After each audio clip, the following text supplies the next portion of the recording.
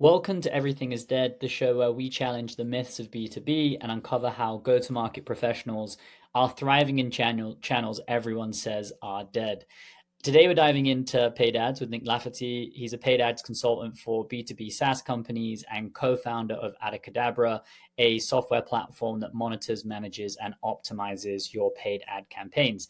Nick, we've been friends for a while now. Excited to have you on the show. How have you been doing?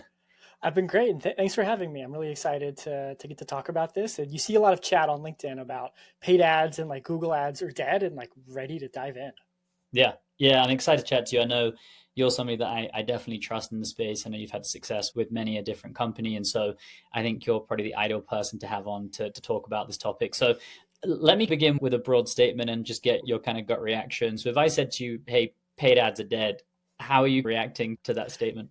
Yeah, I'm incredibly biased because my entire consulting business is built around paid ads. And so if paid ads were dead, like I wouldn't have a consulting business. And I run a newsletter and I used to talk about every month I would publish my income. It just kept like growing and growing. I think like the last income statement I published, it was like some like monthly income of 36,000, Yeah. 40,000, like something like that. And so if paid ads weren't working, I'd be out of a job and I'd be sad, but also not true at all. Yeah, yeah, no, I love it. Yeah, I mean that there's proof in that in itself. But also, I wonder, the fact that you are having so much success being a consultant kind of says to me that companies aren't getting this right. Companies are struggling.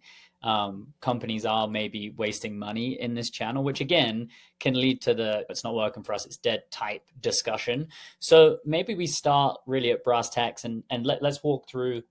You're contracted by a company, right? You go in. What are some of the things that you're doing to suss out what might be going wrong and what they need to improve on?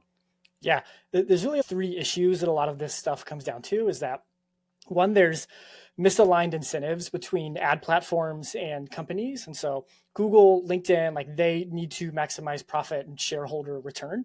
And companies need to also do that while like maximizing the return they get from paid ads while spending the least amount on it. So then that's why you have things like Google coming out with all of these different campaign types. Like their latest one is called Performance Max, which is basically a black box campaign builder. You throw in your landing page, you give it a budget, and it goes and just does everything for you. And the results have been pretty horrendous for people in B2B SaaS. But Google is incentivized to do that. They want to make spending money on ads easy. They want to make it easy for advertisers to go through and blow their budget on ads that don't necessarily perform. And so the incentives are different between those two. Attribution is also murky. You have Chris Walker, who made his whole name about really just like punching attribution in the face over and over again. Yep. Like that is a complex thing. You have brands like Hockey Stack who are making whole products of how do you solve attribution for things like podcasts and all that. And then a lot of these brands hire agencies. Those agencies then put junior people on these accounts and then horribly mismanage them. And these poor people have to manage like 20, 30 different ad accounts at one time. And so it's like a confluence of a bunch of different things. And Yep. happy to dive into any one of those. But it's a Yeah, lot. no, I love it. No, and I think there's probably people nodding their heads, or at least I think it's probably sparked some ideas around what bucket or what category they most likely fit in. So here's another broad question for you. If you're somebody listening to this, ads aren't working, you've gone through that checklist. Like, where do you start to solve those problems? And maybe you're in all three buckets, maybe you're just in one bucket. What would your advice be to somebody that sat there nodding their head and thinking, "Damn, that's me." In a Yeah. nutshell, like how would you guide or advise people to figure that mess out? For sure. And some of this is like the role I play as consultant. Like I have come in and fixed more Google Ads accounts specifically that have been horribly mismanaged by very large agencies. And it's sometimes as simple as going in and just like cutting the budget in half, going in and getting back to like first principles of what's working, what's not, what landing pages are we sending people to, what is just like the most important campaigns or keywords or objectives or whatever that we're doing. I took over for a client a couple of months ago, August, like Series C enterprise B2B SaaS client, a long sales cycle, like 6, 12, 18 months, like fairly long. They hired an agency, made a bunch of changes, and then performance was just like down in the tank. And I joined a couple calls with the agency as they were like offboarding and like they just didn't care. It was like so obvious that they just did not give a shit. And so I came in and what I did was literally hit undo on all the stuff the agency did. And I guess they were probably too tied up into their changes and their thought process. And they have this like particular viewpoint of how to do things. And it just wasn't working. And they weren't willing to just undo and cut. And so we slashed budget. They were spending 200K on ads. Now they're down to ads. That in itself is brave coming in, because I think presumably when you bring an agency in, people think costs are going to go up. And so I imagine it's a pretty fresh perspective to have where you're like, hey, actually, let's stop the spend and get back to like basic principles fundamentally. Yeah. And part of it is agencies, most of them bill as a percent of ad spend. And so they want to get more and more budget. And I don't do that. I don't like that business model at all. So I'm okay if we need to cut budget by half, let's do it. And I think part of the difference too is, in where I've succeeded, is that like I am a strategic partner. Like I won't just do checkbox agency performance marketing. Like I care. I give a shit about your business and your customers, and I want to listen to gong calls and do stuff I would do if I was a full-time employee still. And like finding someone or something that can like help do that for you is like, caring is like the absolutely like critical thing to getting things on track. Because if you don't care, then that's it. Yeah, and like it's interesting. I had John Burt Becker from Hockey Stack on the show, and he actually said something similar to you in the way that a lot of ad issues actually go back to the fundamental principles of marketing, which is who is your core ICP, what is the pain point they have, and how do you solve for that problem?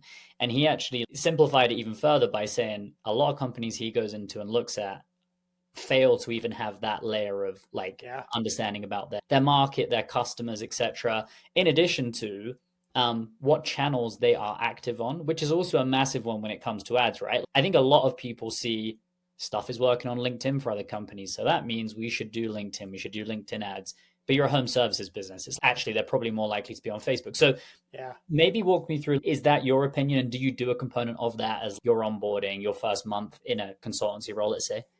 Yeah, exactly. And I really only do Google ads and LinkedIn ads. And so if a client or their business doesn't fit in like the wheelhouse that I'm in, like I say, hey, I can't help you, I'm not a good fit, I will refer you to somebody else. But I think that's spot on. It's what does your company do? What's your like core message you're trying to get out there? Then who is your target audience? And then where are they is the obvious one. And then the other sometimes non-obvious one is like where you have unfair advantages as a company. Are you like SendSpark and Bethany, where you guys have a really strong organic LinkedIn presence? Yeah, like LinkedIn ads can make a lot more sense if you have founders and C-level people who are bought into the value on the organic side. That makes the paid side way easier. Let's actually unpack that. And again, I work for SendSpark, so I'm interested in that topic, obviously just from my standpoint. But it's interesting. I think I had somebody else on to talk about cold calling, and his opinion was our founder posts on LinkedIn, I post on LinkedIn, which means when I cold call people, there's a softer landing, right? Fundamentally, like when somebody picks up the phone, they're like, damn, it's Nick from X and Y. I've followed your content. Is there similar principles when it comes to ads and LinkedIn as a channel in terms of, I just saw somebody post about SendSpark and then a logical click onto it to an ad? 100%. And so LinkedIn as a company just did a big QBR for one of my clients. This client spends about $70,000 a month on thought leadership ads, like boosting content from their CEO.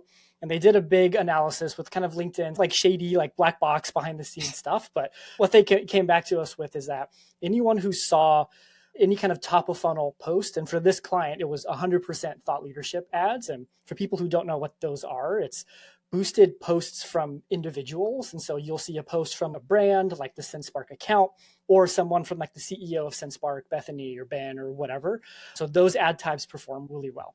And for this client of mine, any person who was exposed to those thought leadership ads were 50% more likely to convert on their like get a demo request. And so there was a very clear connection there. And so that's like the pretty basic LinkedIn ad strategy is like thought leadership ads to build awareness, create demand, and then follow up with some kind of message to get a demo.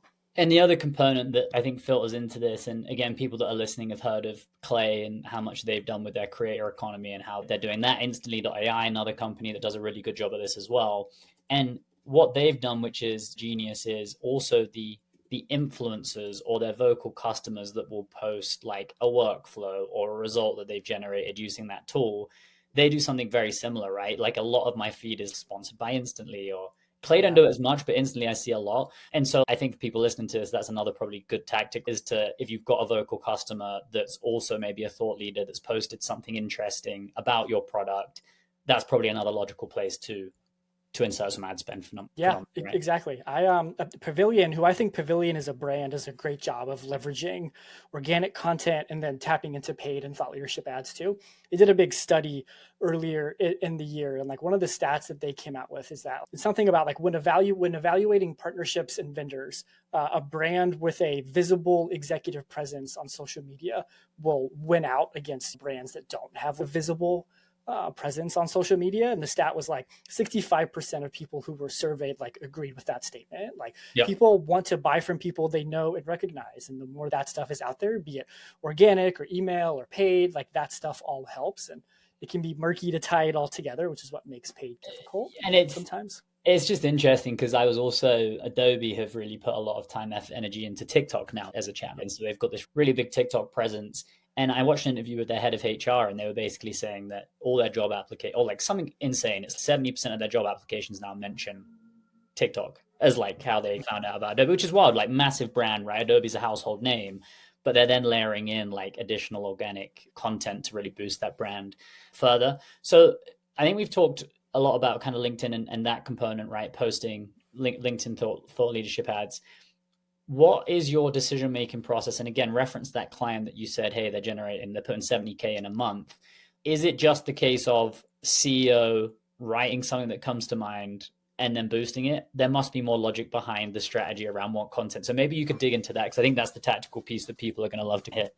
Yeah, I think what's becoming more and more common, and you probably have a lot of firsthand experience with this, of like CEOs now often aren't the ones with the keys to their LinkedIn account anymore. For some of my great clients, it's the product marketing team that has the keys to their LinkedIn account, and they're the ones who are drafting content. I'm like, I've been working with this one client for almost 2 years now. And so we've had this long relationship of here's what we've boosted so far, here's what's worked really well. There's a feedback loop of performance and click-through rate and all of that stuff. And so they know what works, and then they also want to layer in the product marketing kind of arm of things. And then I have other clients where the CEO or founder tries to make time to write LinkedIn content. And that's hard. That's the like hard mode end Oh, of it's the hard. spectrum. Yeah. Easy mode is, oh, you have PMM team, you're Series C, Series D, you have funding. But if you're early on, it's scrappy and difficult. And in the middle is you hire someone to do Ghost that right. for you. Yeah. Yeah, Yeah. exactly. It's Yeah. key. Like that stuff makes a huge difference in whether or not you're successful with paid on LinkedIn if your executive is posting. And one company that I think is doing a really great job at the moment is Nux. Like they just raised a big round of Oh, funding, yeah. and they must be doing some type of incentive program behind the scenes, because everybody from the CEO is now posting regularly. My thought is he's got somebody internally that's writing that content, but Yeah. also they have the SDRs writing, they have the CSMs writing, and actually this isn't new, because Gong, in my Yeah. opinion, was the company that really adopted this holistic, like all in on LinkedIn. Like Devin Reed did a great job at manning that program and pushing it. But if you look at every employee at Gong, 18, 19,000 followers, writing content fairly regularly. I don't know if it's part of their job role that they put on their job description, but what that's been able to make them do is like everywhere you used to look on LinkedIn, there was something from Gong, right? There was something Mm-hmm. from Gong, which even if you're not a buyer of that solution, you're still aware of the brand. And so when maybe somebody on your team is searching for that solution, it's an easy recommendation, right? So I think that in itself is a really good point. And I know we're talking primarily about ads, but it all filters into the piece of the more awareness you can build for your brand, the more effective every channel is, not just paid ads, cold email, cold calling, right? Because Yeah. you're a known commodity in the space at that point. Yeah, exactly. I think companies have an unfair advantage where if you have 100 employees and someone posts on LinkedIn, you can just ask them to all go like it. I think the algorithm has adopted a little bit more to that, those kind of signals versus when Gong was doing it. But yeah, like that stuff is super critical. And like thought leadership ads on LinkedIn are the best performing ad type across the board. The average click through rate of a normal, like single image branded ad on LinkedIn is 0.4%. And I advise a calendar startup. They make a product that sells primarily to executive assistants, which is a very underserved market. Like no one serves EAs, no one makes products for them, and they're desperate for information and knowledge and community. And so they started writing a newsletter and post and doing thought leadership ads. Their click-through rate on those are 25%. It's like unfathomable, which Yeah. is like the way top end. Like average on my clients is 5 to 9% is a like good thought leadership ad, which is still 10, 20 times more than the average. And so that's like the table stakes best performing ad that people can do. But you can't run that unless you have employees or CEOs posting Yeah, content. but actually there is an argument to be said that it's also easier. And again, this is a broad statement. You could disagree with me, but it's actually easier for product marketing team to create good content to post on LinkedIn, or even if you're a smaller company, sit there for an evening and write out like what pain point are you solving? Because all this information is readily there. Like you're having conversations with customers, your Yeah. CSM team, your sales team. It's probably easier actually than going away and coming up with a full like creative, right? Like messaging, maybe you're putting a video on LinkedIn, like maybe it's a different kind of graphic. I'd actually argue that might be somewhat easier for companies to create. Would you agree with that? I'd imagine it's I probably an would. easier process to push out than like It full is. video ads, for example. Yeah, because you have all the information already. You have customer interviews, you have case studies, and you take some of that stuff, you throw it into AI and say, hey, go through this and give me a couple of LinkedIn posts in like this style. That gives you at least a first draft. You can then re-add the human element back to it. And so I think text is easier than images in terms of ads, like 10 any day of the week. Like that's by far the path of least resistance. But the hard part is getting the CEO or some other leader to either give you the password to their LinkedIn account or commit to posting. That's the biggest friction I see. My Absolutely. clients, prospective clients, is like, how do you get these people to post and see the value of organic content? Because not everyone does, even though it's like staring them in the face every day on LinkedIn. I just love it. To be honest with you, you called it out. Like we've definitely made a concerted effort to take over LinkedIn, and I think we're doing a good job actually. Like some of our I Yeah. would call more funded, larger competitors are seemingly starting to copy the strategy now, which means you're doing something right if that's the case.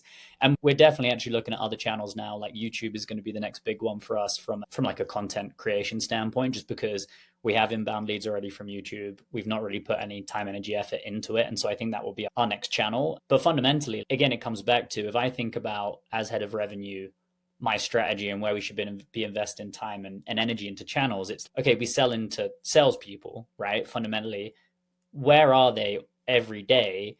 LinkedIn is 100% the first one. And then I'd say YouTube and TikTok are two like second and third channels where they are consuming content on a regular basis. And so I think that would be my fundamental takeaway for anybody listening to this, whether you're ads, cold email, whatever you're trying to do, it all comes down to look at your ideal customer. And I call them spheres of influence, right? Where you put your customer at the center and then you map out what platforms are they on a regular basis and how do you get in front of them in those channels fundamentally. And my opinion is ads is just another way to get their attention fundamentally.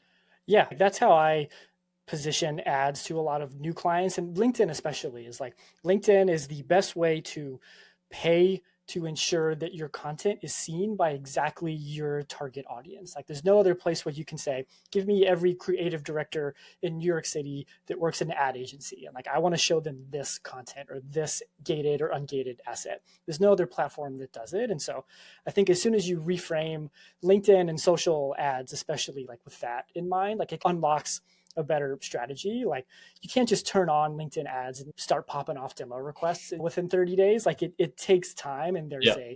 there's a buildup. But if you know your audience is on LinkedIn, they spend significant time there, then the organic play makes complete sense because there's more trust and authority on that side. And then the paid side can say, hey, how do we juice this? How do we make sure every salesperson on the West Coast or at B2B SaaS companies in San Francisco see this content? Then that's where LinkedIn really shines. I will say that's a piece though that you could maybe offer some advice to listeners on as well though, because especially if you're an early stage company, a lot, and I've seen this happen a lot where people are like, let's just try ads out. Let's put $500 in. Let's see if it works. There's a second component that like, even if you're doing the thought leadership content and you're going to boost a post, the targeting is just as important because those $500 can go in a couple of days and actually hit totally the wrong audience, which means Yeah. it's wasted money. Maybe walk through like some tips, best practices that you've pushed out to clients or you just have in general around optimizing that spend and making sure that content is reaching the right audience. Yeah, exactly. You nailed it of figuring out like what is your account list, like build an actual target account list and then upload that to LinkedIn. Don't rely on their industry targeting. Like you can do LinkedIn's industry targeting. It's notoriously bad and not accurate. And Which so is interesting like, because even if you go to certain software companies, LinkedIn, they list themselves as like an IT services company or yeah, something like that. So it all comes down to whoever set up their LinkedIn and what category they've picked for that targeting to be accurate as well. exactly. It's a social media manager sometimes, and those people have like great intentions, but like even the categories LinkedIn offers like doesn't exactly match. And do that pre-work ahead of time of figuring out your target audience of what are these company names, upload them to LinkedIn, a couple hundred, 200, 500, depending on market product. That's a good place to start. And then figure out who there is your buyer and then who is like the champion there. Like often if you're selling into enterprise or like B2B companies, the person who is the end user of a tool isn't always the person who will sign the final contract. And so figuring out like who are you messaging to and tailoring your message to that recipient. Like a VP of marketing doesn't probably want a $50 Amazon gift card. Like you have to be Yeah. somewhat creative, meet them where they are and what their problems are. And then versus a content marketing manager might be into something like that to buy their dog a nice Christmas gift or something. And so like Yeah. that kind of stuff is important. And then only then once you have like the list, your like titles or targeting in your message, like only then does it make sense to actually go into LinkedIn and set something up. And $500 is not enough to get any results. Like $5,000 to $10,000 is a much better benchmark because no matter all the setup, like your first swing at any ad will probably fall flat. Like even my first attempts at campaigns are often Yeah. like not that great. And so like you have to build in time to iterate. If you just try once and then give up, like you're never going to succeed. The same as if you go to the gym once, you'll never have a six pack. And so Yeah. like same principle. It's a fair and actually my follow up and you answered it there though, but maybe I'm misunderstanding is I think if you're an early stage startup, let's say, just figuring out product market fit, growing, $10,000 a month seems like that's a lot of money for an early stage startup. And so, what would your opinion be on like the suitability of ads based on where you are from a company standpoint? Would you say, hey, to really do ads, you do need a budget of 10K a month, which probably precludes some companies from doing it fundamentally? Yeah, and it does. Like you're right. There is some like barriers to entry there. And I typically work with Series A, Series B is like the bottom end of companies I work with because those companies have product market fit, they have budgets, they have a decent like sales process. The worst thing is we spend money to generate leads and they don't get worked or Yeah. followed up with at Yeah. all. So that's typically the threshold on like company size or like startup like funding stage. The other component is what is the ACV of your product? If you're more of a self-serve tool, your LTV is in the like hundreds of dollars or like $1,000 for a user. Like that's just not high enough. The math doesn't work out. You can't spend $20 to $50 for a click on LinkedIn. Like there's no way that works out. And so there are some barriers there. That's part of a lot of conversations I have with prospective clients too. Of, are you a good fit for this? Yes or no? Are you trying to create a category? Then like LinkedIn makes more sense there. If you are playing in a more legacy space where there is search volume on Google, then Google ads makes a lot more sense to get people who are actively searching for, Totally. creative Yeah. or whatever. And I think that's such like a good opinion to have. And again, it goes back to where you started this off, which is like some agencies will just come in, take your money regardless without having that care and attention to actually first Yeah. assessing. And John Burke said exactly the same thing. He turns companies away for exactly the same reason. It's, hey, I'm not going to be a good fit for this. Instead of it being like, hey, 6 month retainer, also give me 10 grand a month. And at the end of it, it's zero. And it could have killed a startup this early stage, right? At that point. Yeah. Yeah, and that stuff is terrible. And so I think that's part of just being a good human in your career is Yeah. just like saying no to things that aren't a right fit. And I coach other upcoming consultants or freelancers, and you should be saying no to people. So you say yes to people that are the perfect fit customer. So then at the end, you can get a case study and then parlay that into other business, which Yep. is true for startups too. Like you don't want to Yep. sign a marketer to use SenseMark if they're not going to get the right value out of it because they'll churn, just waste some money and time all along. Like you want to find the right best fit customer for you if it's an agency or a SaaS tool. Yeah, absolutely. Nick, you've been extremely kind and delivered a lot of knowledge on this episode. I've learned a lot. I'm sure the listeners have also learned a lot. Is there anything you'd like to leave the audience with around like something that you would just do today if you're struggling with paid ads? Yeah, I think the number one thing I would do if you're struggling with paid ads is find a community. Like if you're a marketer or a founder, I think the best thing to do is find a community or a person in your network that you know who is trusted, and then just like ask them to gut check your strategy and your execution on things. And most people will be more than happy to do that. Even going into a Slack community, like Metadata's demand community is pretty good. Dave Gerhardt's Exit 5 is also a good place. Like go out there and solicit feedback from people, and you'll get pitches, which you hopefully have the Yeah, right experience to filter out and just like figure out, like get an outside opinion. And that will be, is the single most valuable use of time, of get out of your head and ask someone else for help. And then from there, make a call of, is this worth doing? Or should I like focus on a different initiative? cool. Awesome. Like I said, really great episode. Thanks for everybody for tuning in. If you want to find out about Nick and read more of his content, he's very active on LinkedIn, so you can catch him there. And thanks for everyone for tuning in to another episode. We'll see you on the next one.